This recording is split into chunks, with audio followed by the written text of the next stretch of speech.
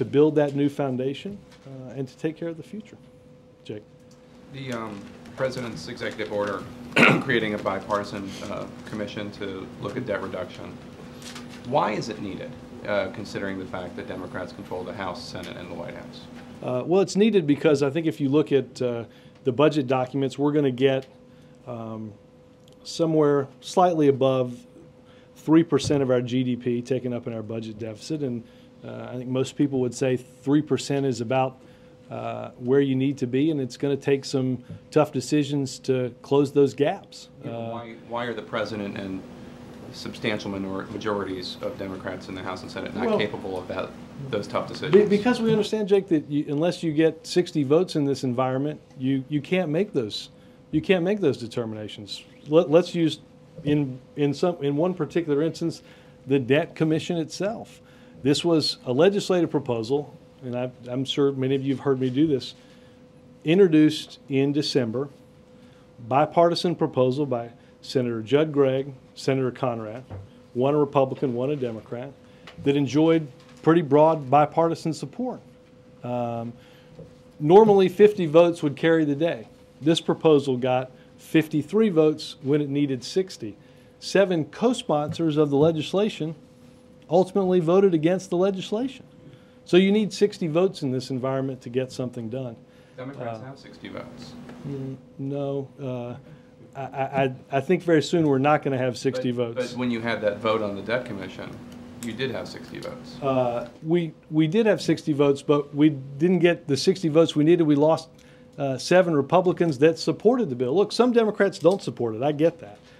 If we would have simply gotten all of the people that either voted for it or said they supported it, we would have gotten far more than 60 votes. Mitch McConnell, who I had the pleasure of sharing a Sunday show with, had supported this 2 months ago, except when it came time to vote on it. I guess my larger question is, aren't these the tough decisions that the President and members of Congress Jake, were elected to make? Absolutely, but Jake, one party is not going to solve these, not going to solve all these problems. One party is not going to make. Why is one party not capable when one party controls House, Senate, and White House? Welcome to Washington. One party is not going to get. One party is not going to be able to solve all these.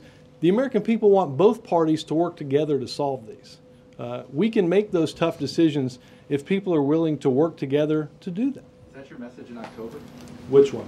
What you just said to Jake? Well, it was kind of long. What was no, it? but both parties are here.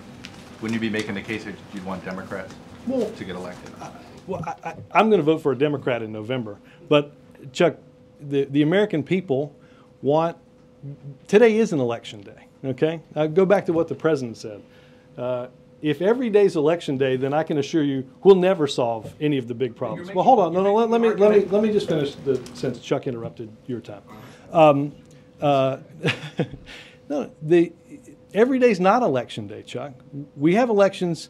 Sometimes we have special elections, but we have elections every 2 years for Congress. If every day is election day, we're never going to solve our problems because everybody's going to be too busy not trying to save somebody else's job, but trying to save theirs. The American people want Democrats and Republicans in government that represent them to work together to solve their problems. But you're making my point. The point is the Democrats control the House, the Senate, and the White House. Why are you guys not capable of making these tough decisions? Or are you just saying that because it seems to me you're making the argument that essentially underneath it all is, right? Democrats, these are going to require very tough decisions, and the Democratic Party is not going to do it by itself because we're not going to go down and lose our jobs without Republicans holding our hands. Jake, there's not uniform consensus in one party about how to do it. I think that's been pretty clear about health care. Lord knows we've talked a lot about internal. Hold on, let me finish the question. We are going to have to make tough decisions, but in order to get this passed, we're going to need both parties to work together. If you think one party can do it all, I think there are examples not just from the past year, but over the past many years that altogether that's not going to work. Jake, just because you're not in the majority doesn't mean you don't have an obligation to help solve the problems of this country. That's the message that the president had on Friday to the House Republicans. That's the message that the president ran on. Even though the president runs as a Democrat, that doesn't mean that we're not going to work with Republicans on trying to solve problems. If that were the case, Chuck, we'd have elections. And then one party would just go about solving everything. The other party wouldn't even have to show up to work until it was time to have the next election. It may sound like a great idea, argument but for legislating. I mean, you're making the argument for legislating, not for a commission that a lot of people say is a cop-out. No, I don't think the commission is a cop-out. Well, Now, it's not legislatively binding, and you don't have No, but Boehner and McConnell signed off on it yet. well, if it was such a good idea that they supported it a few weeks ago. Jake, you can ask them what happened. You can ask Mitch McConnell why, sitting on the very same show he was on yesterday, when he supported the Conrad Gregg Commission, when it came for a vote, he didn't support it. I don't know the answer to that.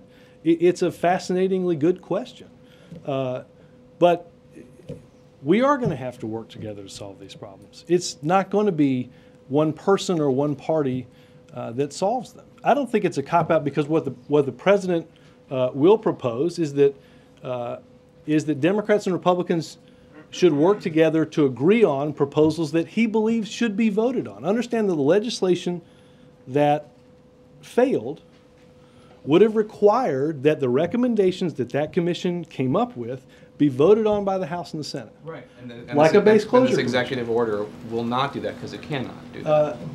The executive order will ask that, based on the number of people that are chosen to serve on the commission, some by Democrats, some by Republicans, that a certain number of people agree in order for the recommendation to be voted on by Congress. But, Jake, the power, it is interesting that I think we've heard from some quarters that Republicans just may not appoint anybody. Well, tell me how you're going to solve the big problems of this country if in a very polarized country, one political party is not going to join in working on that.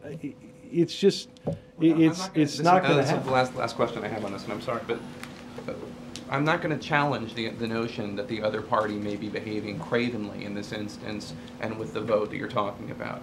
But isn't the whole point of being president and controlling the House and Senate to man up and make these tough decisions, yes, whether or not it costs you at the ballot box in November? The commission. We're not going to do it unless we have sign off from the Republicans. No. We're not going to make progress unless we have sign off from Republicans. But again, Jake, there's not unanimity in one party on either way forward.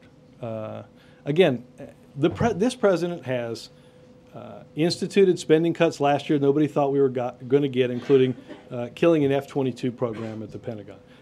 We've outlined a series of cuts this year. We've taken on the cost of health care and how it affects the federal budget. We've got some skin in the game, Jake. The president in his remarks this morning talked about how some of the cuts were painful. What was the most difficult thing for the economic team and the president to leave out of the budget? I would have to talk to those guys in terms of what I was not in every one of the meetings. And expressed that there was something that he really would have rather had, but in the end, look, I think there are. I have not heard him talk in particular. I mean, obviously there are. Budgets have to be a list of your priorities, and in tough economic times, you can't afford everything. Look, one of the easier things to do, let's go back to what had happened for a while. One thing would be to propose a series of new spending and not have to pay for any of it. That's sort of what got us into this mess. Can you talk a little bit about the process? Was there sort of a one team trying to make a case to keep something in the budget? What was going on behind the scenes to settle these cuts and these increases? Well, look. Obviously, when the president and Peter and the economic team decided on freezing non-security discretionary spending, there's no doubt that there were cabinet officials that wanted to preserve certain things that mathematically just couldn't be preserved, or to take things out that they felt like weren't something that they would have